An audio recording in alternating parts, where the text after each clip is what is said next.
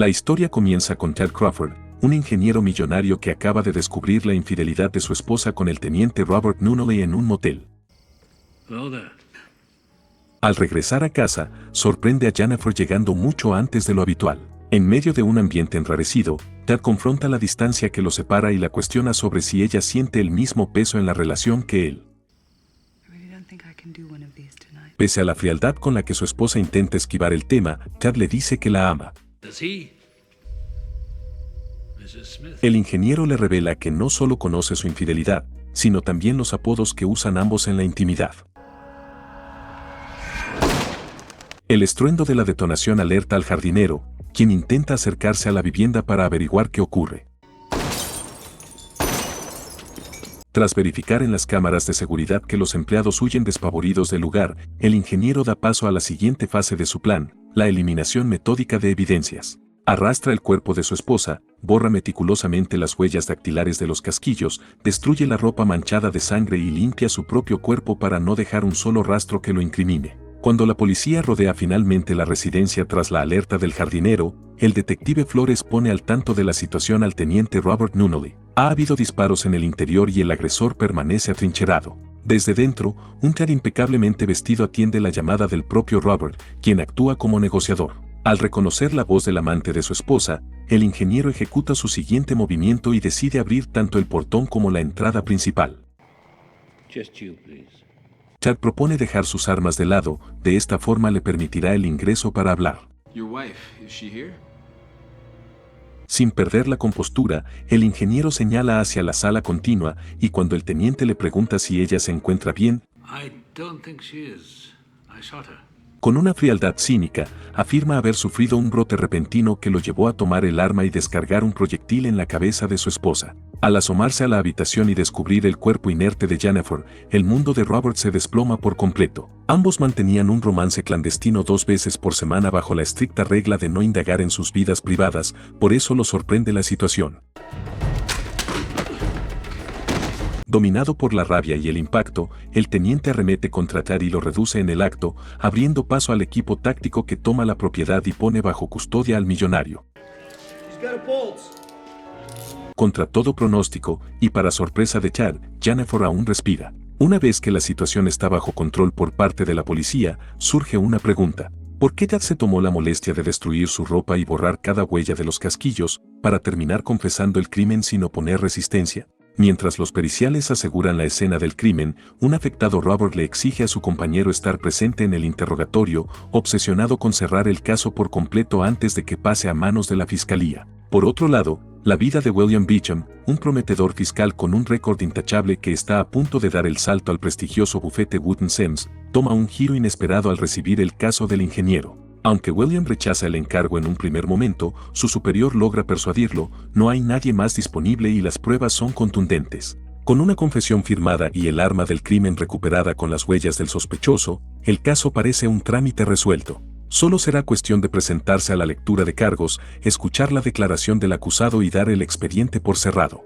El momento de la lectura de cargos llega, y Chad escucha con absoluta frialdad la imputación del juez por intento de homicidio.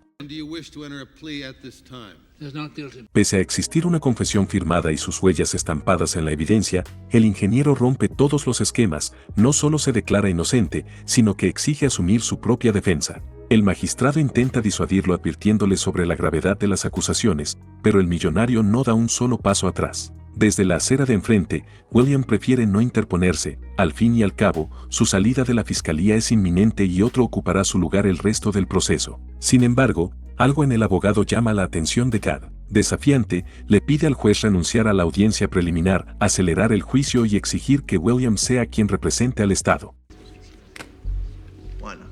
Con la sesión finalizada, el joven abogado se encamina a toda prisa al estacionamiento para asistir a la recepción de Wood & Sims, su nuevo y flamante destino profesional.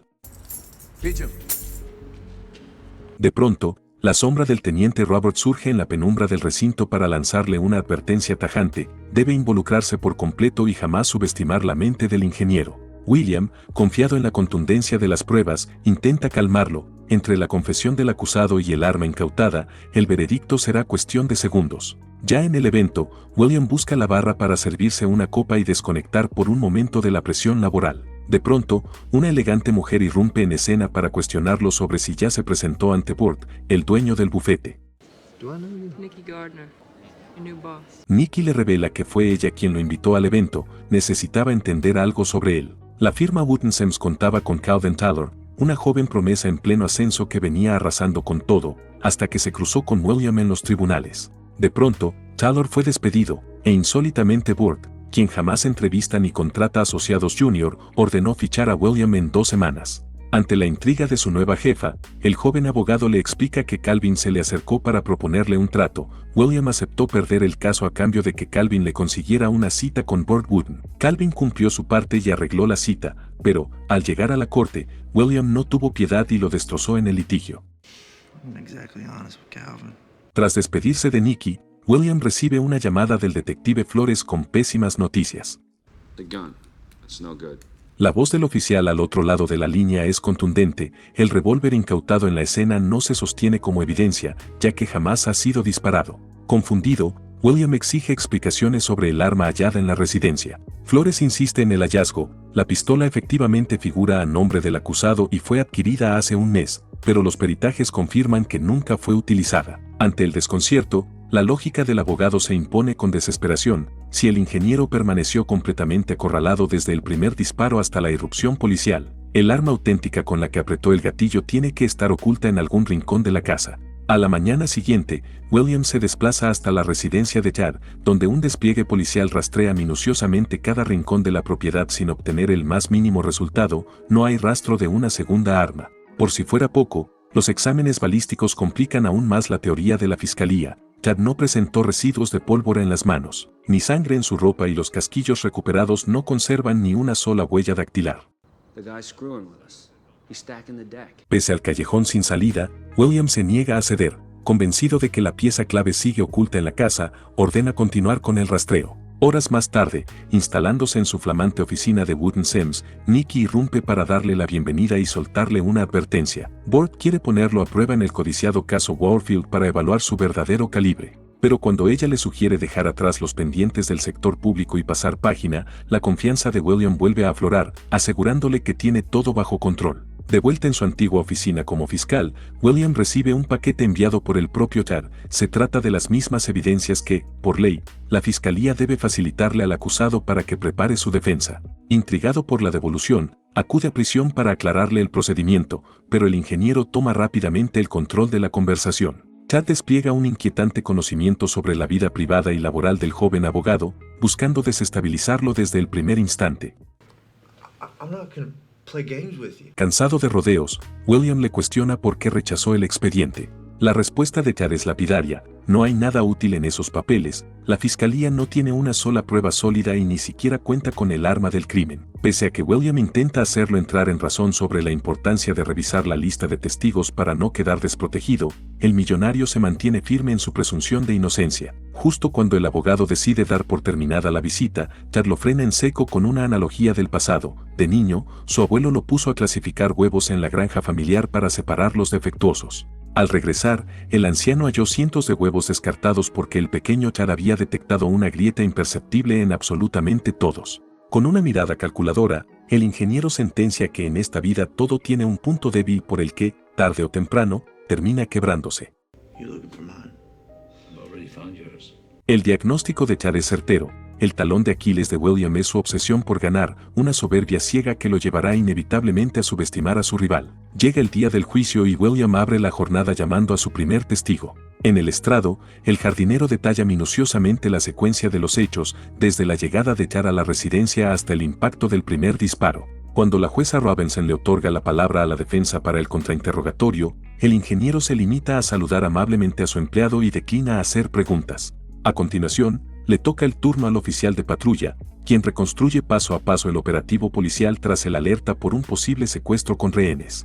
Luego de que la forense certifique que la trayectoria del proyectil demuestra una clara intención de matar, llega el testimonio clave, el teniente Robert Nunnally. El oficial relata el momento exacto en que, tras negociar el desarme de ambos, Chad confesó haberle disparado a Jennifer. Sorry, Mr. Crawford. Did you say something? Cuestionado por la jueza sobre los fundamentos de su objeción, Chad revela ante todos los presentes que el teniente se acostaba con su esposa. La declaración paraliza el tribunal y antes de que el caos se apodere del lugar, Chad aprovecha su momento para provocar a Robert. El detective Flores y la seguridad de la corte intervienen de inmediato llevándose al teniente fuera de la sala de audiencia. Tras el altercado, la jueza Robinson convoca de urgencia a las partes en su despacho para encarar a la fiscalía y exigir respuestas sobre la veracidad de la acusación. Chad asegura que su investigador tiene las pruebas que respaldan su denuncia, pero William lo interrumpe, advirtiéndole a la jueza que el acusado firmó una confesión voluntaria en la comisaría. Sin embargo, Chad contraataca, argumenta que declaró bajo coacción y temiendo por su vida, acorralado por el propio amante de su esposa, quien acababa de agredirlo, y rodeado por sus compañeros de la policía. En ese momento, la jueza le pregunta a William si Robert estuvo presente durante el interrogatorio. Si el teniente intervino, tanto la confesión como cualquier evidencia salpicada por su presencia pasan a ser inadmisibles. El plan del ingeniero se ejecuta a la perfección, cada pieza encajando de forma milimétrica tal como lo había diseñado. Pero aunque el millonario se regodea sutilmente ante la impotencia del fiscal, la jueza frena su ímpetu concediéndole un último plazo a William. Tendrá solo unos días para presentar pruebas nuevas. De lo contrario, Chad podrá irse a su casa. De regreso a su despacho, William se topa con la mirada severa de su jefe, quien exige explicaciones tras el desastre en el tribunal. Joe le recuerda que ya tiene un pie fuera de la fiscalía y que no hay sentido en seguir hundiéndose con un barco a la deriva. Acorralado, William intenta lavarse las manos argumentando que su testigo le mintió, pero Joe no tarda en ponerlo en su lugar. La responsabilidad es suya por actuar con arrogancia y tener la mente puesta en su futuro profesional. Lo que debía ser un trámite se ha convertido en una humillación pública para la fiscalía, y la orden es clara: el departamento se encargará de limpiar el desastre mientras él da un paso al costado. Tras el encuentro con su jefe, el joven abogado asiste a una velada de su nuevo bufete buscando un respiro y algo de apoyo en Nikki. Sin embargo, en lugar de consuelo, se topa con un reclamo. Nikki tuvo que interceder ante Burt para evitar que lo despidan. Si realmente aspira a seguir en la firma, debe enfocarse en su nuevo trabajo. Antes de darle la espalda, Nikki le dice que estará una hora más en la reunión y luego espera su llamada para encontrarse en su casa. Tras compartir la noche en el departamento de Nikki, la química entre ambos da un paso decisivo cuando ella lo invita a pasar la cena de acción de gracias junto a su familia. Sin embargo, la calma dura poco. Al regresar a su casa, una misteriosa caja lo aguarda en el umbral. Antes de retirarse a descansar, el joven abogado abre el paquete para descubrir una cáscara de huevo, la firma inconfundible de Chad, burlándose por haberlo quitado del caso. La provocación enciende el orgullo del fiscal. Sin pensarlo dos veces, William irrumpe en las oficinas de la fiscalía para pedirle a Joe que lo ponga nuevamente en el caso. Exige una última oportunidad, convencido de que si hay alguna forma para acorralar al millonario, él la encontrará. Joe le dice que si se retira ahora y deja que otro tome su lugar, su reputación como jefe estará a salvo. Alguien tiene que pagar los platos rotos. Pero si decide retomar el expediente y fracasa, su nuevo trabajo en Wooten Sims no lo estará esperando y él no podrá retenerlo allí. Asumiendo que se lo juega absolutamente todo, William no duda un solo segundo e insiste con volver al caso. Sin margen de error y jugándose el futuro, irrumpe en la oficina de Flores con un solo pedido: el arma del crimen jamás abandonó la propiedad y hay que encontrarla como sea. Convencido por la determinación del fiscal, el detective accede a desplegar un último registro exhaustivo en la escena. Acto seguido, el abogado confronta al teniente Robert para exigirle explicaciones sobre su imprudente intervención en el operativo. Desmoronado, el oficial jura que ignoraba que la llamada venía de la casa de Jennifer, ni siquiera conocía la identidad real de su amante debido al arreglo que mantenían, refugiándose siempre en el motel Miramar 2 veces por semana a la misma hora. Siguiendo esa pista, William se traslada de inmediato al establecimiento para pedir las grabaciones en video del día del crimen a la recepcionista, para luego dirigirse a las oficinas del ingeniero a inspeccionar sus registros. Justo mientras revisa los documentos, el teléfono suena. Es el propio Chad llamando desde prisión. Siguiendo cada uno de sus movimientos a la distancia, el millonario le marca el terreno, cuestionándole si ya tiene alguna prueba nueva y ofreciendo su ayuda. Tras un recorrido desgastante y con las manos completamente vacías, William regresa a la residencia de Chad esperando un milagro. Superado por la frustración y acorralado por el reloj, el abogado se refugia en la habitación de hospital de Jennifer, aferrándose al ilógico anhelo de que despierte del coma y entregue la declaración que salve el caso. Sin embargo, la médica a cargo sepulta sus esperanzas. Incluso si despierta, el daño cerebral es tan severo que difícilmente podrá articular palabra o recordar la identidad de su agresor. A la mañana siguiente, William asiste a la cena de acción de gracias con la familia de Nicky. Como era de esperarse, el mediático proceso contra el millonario se convierte en el centro de la mesa, y William deja escapar que la batalla no ha concluido y que lo reincorporaron al frente del caso. La revelación toma por sorpresa a Nicky, quien enfurece al notar que su intervención ante Burt para salvarle el puesto fue completamente en vano. La tensión escala rápidamente cuando William le dice que jamás le pidió que lo hiciera, dejando a su nueva pareja sumida en la decepción. Observando la escena en silencio, el juez Gardner, padre de Nicky, interviene para ofrecerle un inesperado respaldo, recordándole que más allá de los bajos sueldos de la función pública, no existe triunfo comparable al de lograr acorralar y vencer a un verdadero villano. Tras el fracaso de la cena familiar, William regresa a su casa solo para encontrarse con la sombra de Robert acechándolo en la entrada. Desesperado, el teniente le dice que la única forma de ganar el juicio es encontrando el arma. Le revela que tiene un contacto en el depósito de evidencias dispuesto a falsificar los registros y logran implantar una pistola idéntica en la escena del crimen. A la mañana siguiente, las cintas del motel Miramar finalmente llegan a manos de William, pero el hallazgo resulta ser otro callejón sin salida. Aunque la silueta de Chad figura en las grabaciones el día del crimen, su rostro jamás queda expuesto ante las cámaras, volviendo el material inútil para el tribunal. A escasas horas de reanudar el juicio, el teléfono vuelve a sonar con una llamada de Robert. El arma ya fue plantada en la casa y los cartuchos sustituidos. Sin una sola prueba nueva sobre la mesa, William queda atrapado en un dilema: arriesgar su carrera o dejar que un asesino camine libre. Al día siguiente, a escasos minutos de iniciar la sesión definitiva, William pasa por su antiguo despacho para darle una instrucción a su secretaria Mona. En un momento del juicio él la llamará por teléfono, momento en el que ella deberá irrumpir en la sala para susurrarle al oído que el arma ha aparecido. Sorprendida, la mujer le cuestiona si la noticia es real. El momento de la verdad se despliega en los tribunales. Mientras Mona aguarda en el pasillo con el teléfono en la mano, William cruza las puertas del juzgado para encarar el desenlace. Sin perder tiempo, Chad toma la palabra para solicitar la absolución inmediata, argumentando la ausencia total de nuevas evidencias y señalando que cualquier testimonio posterior sería redundante.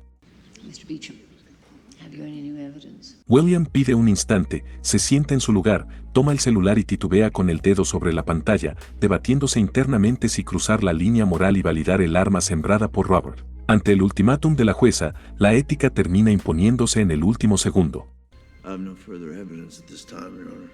Sin más elementos sobre la mesa, la magistrada decreta la absolución del acusado y le otorga la libertad inmediata. Triunfante, Chad se encarga de disfrutar su victoria restregándoles el fracaso en la cara tanto a William como a Robert antes de abandonar el tribunal. William queda completamente solo en la penumbra de la sala de audiencias hasta que su teléfono vibra. Es Nicky. Al enterarse del desenlace, su jefa busca limar asperezas y lo invita a tomar algo para ahogar la frustración. William sale en busca del origen de la detonación y allí se encuentra con una escena devastadora en las escaleras. El teniente no pudo soportar el hecho de que Chad saliera impune luego de haber matado a la mujer que amaba. Mientras la tragedia consume el juzgado, el ingeniero acude a la comisaría para reclamar sus pertenencias, retornando a su residencia con la compostura de quien se sabe autor del crimen perfecto. Pero todavía queda un cabo suelto. ¿Dónde se oculta el arma con la que disparó a Jennifer y efectuó los otros disparos? Derrotado y golpeado por la culpa, William regresa al hospital a despedirse de Jennifer. Mr. Beecham. El propio Chad despierta al fiscal y no deja pasar la oportunidad para recordarle que le ganó el juicio. William regresa para enfrentarlo. Entonces el ingeniero le revela que el destino de su esposa ahora está en sus manos, ya que de él depende la decisión de desconectarla o no de su soporte vital. Captando la amenaza, William sale de la clínica a toda prisa en busca de ayuda para conseguir una orden que interrumpa el proceso. Pero cuando recurre a Nicky para asesorarse sobre tribunales civiles y advertirle que Chad planea matar a Jennifer, desesperado, acude ante Joe. Pero la respuesta es igualmente lapidaria. La defensa de Chad interpuso una orden de restricción contra William por haber pasado la noche en el hospital. Joe le dice que el juicio terminó y la derrota es definitiva. Mientras el equipo médico atiende las instrucciones del ingeniero para desconectar a Jennifer, William irrumpe en la residencia del juez Gardner para pedirle ayuda. Con la medida cautelar de urgencia firmada, el joven abogado acelera hacia el hospital. Sin embargo, al llegar a la habitación de Jennifer con la orden judicial en alto, los agentes de seguridad lo embisten y lo reducen debido a la orden de restricción. Días más tarde, William junta sus pertenencias en el garaje listo para abandonar la ciudad y dejar atrás su carrera. Inesperadamente, Joe aparece para ofrecerle su antiguo puesto en la fiscalía. Después de todo, las riendas del departamento las maneja él y no piensa dejarlo caer. Devastado por la culpa, William rechaza la oferta argumentando que permitió que un hombre cometiera un asesinato. Antes de dar media vuelta, Joe le dice que técnicamente dejó que Ted intentara cometer un asesinato. Esa sutil distinción enciende una chispa en la mente del fiscal, quien se traslada de inmediato a la oficina de Flores para revisar por última vez el expediente. Mientras el detective junta sus cosas para buscar a sus hijos en el colegio, le sugiere a William tomarse un descanso. En ese preciso instante, el teléfono suena interrumpiendo la conversación. Del otro lado de la línea, Chad aparece una última vez para despedirse antes de emprender el viaje que originalmente planeaba hacer con su esposa. Sin embargo, William apenas le presta atención. Flores, al confundir los celulares idénticos, detonó la pieza que le faltaba al rompecabezas. Antes de cortar, Chad le confiesa que tiene un regalo para él, aunque admite que perdió su rastro tras la mudanza y no sabe a dónde enviarlo. Sin dudarlo, William se ofrece a ir a buscarlo en persona. Con la maleta lista para abandonar el país, Chad recibe la visita de William en el umbral de su residencia. El ingeniero le pregunta qué le parece su regalo, pero el fiscal no fue allí para eso. En cambio, le revela que notó algo. Tanto él como el teniente Robert Nunnally tenían exactamente la misma pistola. William le explica que ahora entiende el verdadero motivo de su visita al motel Miramar aquella tarde. Allí tomó el arma de Robert y colocó la suya en su lugar, y al ser modelos idénticos, el teniente jamás se dio cuenta. Luego, cuando Robert entró a la casa y se distrajo al ver a Jennifer, Chad volvió a intercambiar las pistolas, sabiendo que el propio teniente sacaría el arma del crimen de la escena. Haciendo alarde de su arrogancia, Chad le dice que resulta irónico que Robert llevara en la cadera la única prueba incriminatoria durante todo el juicio. Sin embargo, William permanece confiado, le revela que la extracción del proyectil que permanecía en la cabeza de Jennifer, esa prueba que no podían obtener mientras ella siguiera con vida, finalmente arrojará una coincidencia exacta con el revólver del teniente Nunnally, obteniendo así el arma homicida. Sin inmutarse en lo absoluto, Chad deja su maleta y se acerca a William. A pesar de confesarle que fue él quien ejecutó a su esposa y al teniente con un solo disparo, Chad sabe que esa nueva evidencia no le servirá de nada al joven abogado. Se ampara en el principio de doble juzgamiento, el cual impide que alguien sea juzgado dos veces por el mismo delito. Incluso si Jennifer resucitara para testificar en su contra, la ley prohibiría reabrir el caso. William le recuerda que el primer juicio fue únicamente por intento de asesinato. Ahora que Jennifer ha muerto, la fiscalía puede presentar cargos por homicidio en primer grado, un delito completamente distinto, con nuevas pruebas y por lo tanto, un nuevo juicio. Cuando William sale de la propiedad, Chad se asoma por un instante a la puerta y descubre la cruda realidad. Esta vez no podrá escapar.